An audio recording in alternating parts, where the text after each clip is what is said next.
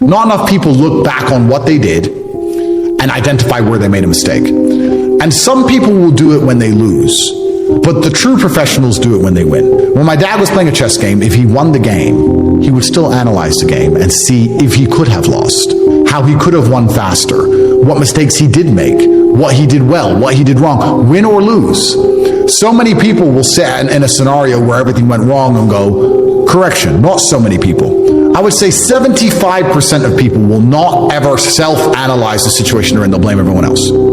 People think chess guys are nerds. Chess guys are psychopaths. Chess is the most ruthless game on the planet, and what chess will teach you is that if you lose, at some point you made a mistake. It doesn't matter if it's the smallest mistake. It doesn't matter if you just took too long to think to make the right move and you ran out of time on the clock. At some point you f***ed up for you to lose that game. It's 100% accountability with no luck. That's the first thing. And the second thing is, you need to, as a man, adopt the mindset that absolutely everything that happens to you is completely and utterly your fault, whether it's good or bad. Most men don't have that. If they went to jail like I did, they'd say, they put me in jail because they're liars and the Matrix did it. But when I was in jail, I was like, how did I get here? What did I do? What did I say? What institutions want me in jail? What did I do that angered them? Me. I'm taking absolute self-accountability for everything. I'm not blaming anything else, because if I blame everything else, I have no control. If I blame myself, then I can influence it. I have control over it. When the Matrix was attacking me and they were destroying me, when they're calling up my exes trying to get fake charges on me and put me in jail, when they closed my bank accounts and I used $10, $11 million, when they banned me across all social medias and lie about me, when they harassed my family, I'm sitting there going, this is my fault. I'm not going, that was unfair, it was orchestrated, the NGOs worked against me, because that is not helpful. So it's 100% accountability in all things. But also when I go out there and I start the Bugatti, it's like, that's me. This is my fault. The car is my fault, and the big house is my fault, and everything that ever goes wrong is my fault. And the failures. Yeah, absolutely. You have to take complete and utter accountability for everything. You can't make excuses ever. Take your harvest and all that comes your way with full responsibility. Complaining, I'm telling you, could ruin all of your chances. Complaining sometimes starts as an infection. If you don't take care of it, it becomes a disease. Reap your harvest without complaint. It's your crop, you sowed it. You were steady or you weren't steady. You did it or you didn't do it. Take responsibility when the harvest time finally comes and say, hey, it's my crop. Got to take responsibility for it. I do not complain. And then here's the next one. Do not apologize if you've done well. So 75% of people blame other people, or they blame other things. I lost my business because of COVID. No, you lost your business because of you. I lost my girl because her friends were hoes. No, you lost your girl because of you. And you lost your car because of you. And it's all your fault, because that's the only thing that gives you control and power. It's interesting. I remember watching Forrest Gump, and the beginning of Forrest Gump has a scene in it, which I don't think many people actually have ever analyzed or anticipated or understood what the scene means. But when he's sitting on the bench at the beginning, he's sitting on the bench at the beginning, and there's a feather, and then it lands on him, and the movie begins. What they're saying with that is Forrest is the feather, and life has just pushed him all over and put him in all these unusual scenarios. Life has directed him everywhere. And if you're going to be the guy and you're going to allow life to happen to you, and you're not going to happen to life, then you're at mercy of the wind. Perhaps it might work out okay, but it might not. So you have to be the guy who goes, okay, the wind's blowing in this direction. I'm doing this. You have to come to life. You can't let life come to you, because if you let life come to you, then you're going to be living inside of a matrix and a system which is designed not for you to live your best life. It's designed for you to comply. So you have to go out there and take risks, and you have to make mistakes, and you have to risk it all. And once again, this comes down to competition. I think competition is such an important thing in the masculine world. I grew up in the chess world, and I went into the fighting world. It was all extremely competitive. It's competition driven. You can't make excuses. If I sit here and say I lost a fight, cool, you lost the fight. But I lost the fight, but my gloves, when they were wrapped up, my hand was hurting, and then excuses. Bro, you lost, G. Yeah. Like, no one gives a fuck. Yeah. Like, you have to understand that excuses don't matter. Nobody cares. Life's binary. Winners or losers. And you just have to take absolute responsibility for all of this. It's a laziness. It's an easy way out. It's a good excuse. And it also makes you feel better about yourself. Me and my brother have another thing we do. If either of us are ever complaining about anything, we shut each other up by saying, do you want therapy? Because if you don't want therapy, what are you talking about it for? And the main reason people complain about things is to get a dopamine rush. I'm unhappy, but if I sit there and I complain about it and you give me a little bit of sympathy, I feel better. That's why they're complaining for dopamine. If someone comes to me and complains about something, the best thing I can do for them, because I'm a philanthropic, nice man, is tell them to get fucked. I don't care. Shut up. When your friend comes and goes, bro, and this girl, and I really miss her. Look, I understand, bro. She ain't coming back. She's fucking next guy. But this is why people complain. They complain to feel better. And then this ties into who your social circle is. Because there's a whole bunch of guys out there there whose friends accept excuses. If your friends will allow you to make excuses, you're going to make excuses. If your family let you make excuses, you're going to make excuses. You're going to complain and feel better. You got to be around killers who don't accept that shit. If me and let's say me and 3 friends, there's 4 of us, and we all decide to do 10,000 push-ups a day, and all of us do them except one, there's no words inside the human language, there's no sentence you could possibly construct, no matter how compendious or concise or how intelligent the man is, that will allow us to forgive him for failing.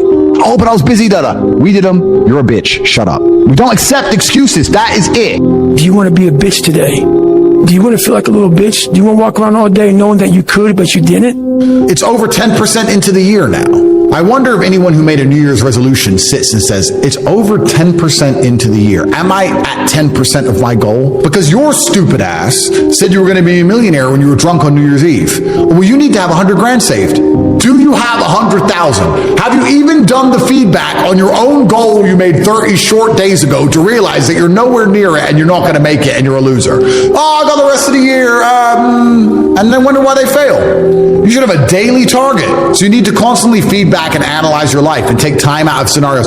People don't feedback ever. Now, do I trust you? Because let's say we start a business together and it all goes wrong. Are you going to come to me and say, I made a mistake? I can do better. This is the mistake I made. Or you're going to sit and say, well, the environment was hard. It's a hard business environment. Some garbage and just cope. You know who the worst for this? Oh, I'm going to jail. Women. Women take no self-accountability for anything. I'm a misogynist. It's true. They don't take self-accountability for anything. And they don't because they don't have to. Because they are blessed with beauty from God. And their beauty allows them to get away with being completely lacking self-accountability. Because as a man, you have to be competitive. And the only way you can truly be competitive in war, which life is to be self-accountable, to blame yourself for everything. Because that puts you in the highest possible mind state to compete against everyone else who wants the things you want. For sure. So you have to, as a man, self-analyze and be self-critical. But as a woman, you don't, because you're hot, right? So they're not good at it. And I'm not insulting them. They're just not used to it because they get to blame other people and blame everything else because their beauty allows them to get away with it. And that's the reason I said, my girlfriend said, would you ever let me drive your cars? I was like, never. She goes, why? I am a good driver for a girl. And I said, yeah, and my 4-year-old's a good speaker for a 4-year-old, but I wouldn't put him in front of a stadium to talk. It doesn't matter how well you could drive for a girl. You're a girl. But that's not even the reason. If I let a man a car and he crashed it, he would come to me and say, there was a crash, this happened, I'll fix it, I'm sorry. Even if he believes it wasn't his fault, he would still, if he's the kind of guy I know, have enough self-accountability to go, this idiot pulled out of nowhere, but I was speeding. I'm going to fix the car, I'm going to get it sorted, I'm going to pay for it. If a woman crashes the car, that's not what you're going to hear. It wasn't my fault, you don't understand it, and I didn't do anything wrong, and he pulled out. And I'm like, well, how are you going to fix it? I'm not going to fix it because he pulled out, and I didn't know. Why are you yelling at me? This isn't my fault. And I'm left with the mess. So why am I letting her car in the first place? I'm left with the mess, and she's going to say it's not her fault. Anyone who's not self-accountable, I don't trust. You have to wake up and go, you know what? I'm responsible for my health, and I'm responsible for my finances, and I'm responsible for my family, and I'm responsible for the decisions I make, and I'm responsible for my work ethic, and I'm responsible for my motivation, and I'm going to win. That's all you have to do to be monumentally wealthy. And the reason it is so easy is because most people can't do that. So if you're a full-grown man, and you're watching this, and you do not have the capability to take your entire family and move to Tokyo tomorrow, if you don't have that kind of finance or capability, you take a long, hard look in the mirror and say, what the fuck does my love even mean? What kind of head of the family even am I? I could say I love my kids all day long. What does that even mean if I'm not going to finish work and take an extra hour out of my day to try something new? Your love means nothing if you don't try. I make all of this clear to people, and I say that money is a competency test. You simply need to want it. If you want it, you're going to get it. But you're not going to get anything in this life you do not want. If you want to get rich, I absolutely guarantee you will get rich. You have the entire world at your fingertips, and you're still not motivated, and you still don't care enough, and you're still not prepared to try something new. What is wrong with you where you cannot type on a keyboard to achieve all of your dreams? What is wrong with you where you cannot go to the gym and lift enough weights to be self-confident enough to get any woman that you desire? Do you want to lose? It's not a lack of motivation. It's you who have a personality fault. There is something wrong with you that is preventing you from being the man that you could be. And this is the beauty of life as a man. There's nothing better than blaming yourself for absolutely everything that's ever happened to you, waking up and realizing it was all your fault and you're the only one who can fix it. 99.9% of girl problems are your fault. It's not women are crazy because she doesn't respect you enough because you haven't done anything which is important or difficult enough to garner her respect. 100% your problem, and you must take responsibility and accountability for that exact thing. Life as a man is so brutally simple. You wake up and you blame yourself for everything. And you look in the mirror and you say, all of this shit is my fault. So how do I get it fixed? You need to look at yourself in the mirror and say, why are you only giving 50%? What's wrong with you? You never look at yourself in the mirror and say, you let you down. Can you get stronger in handling life situations? Of course. But you got to go to work on yourself. You can't blame out there wishing it was easier. Wish you were stronger. And you need to get rid of them excuses, and you need to stop pointing fingers at people. And you need to start pointing fingers at yourself. What did you not do? You're saying people look on social media and they get jealous and it demotivates them. That's because they decide to be demotivated by it. Do you know what happens when I get jealous of somebody? I fucking beat them. I will take it from them by hook or by crook. I love it. I wish someone could make me jealous. It's hard now. I got everything. I wish I could look at somebody and go, fucker, I'm going to beat you. And I don't think it's possible for anybody to stay in a scenario where they're truly uncomfortable. If you fall asleep on your arm and your arm really starts to hurt, even in the deepest sleep, you're going to wake up and move your arm. If you sit there and your life has been in a rut for 7 years, you are semi-comfortable in that rut. Sure, there's days you're pissed off, but there's also days where you just play video games, eat pizza, and you're kind of cool with it and it's no big deal. If you were truly unhappy and uncomfortable and discontent with your scenario, you wouldn't be in it. This is important, especially if you are at home and you're not yet as successful as you want to be, if you don't have your life in exactly the place you want it, if you still feel trapped, whether it's financially or some other way.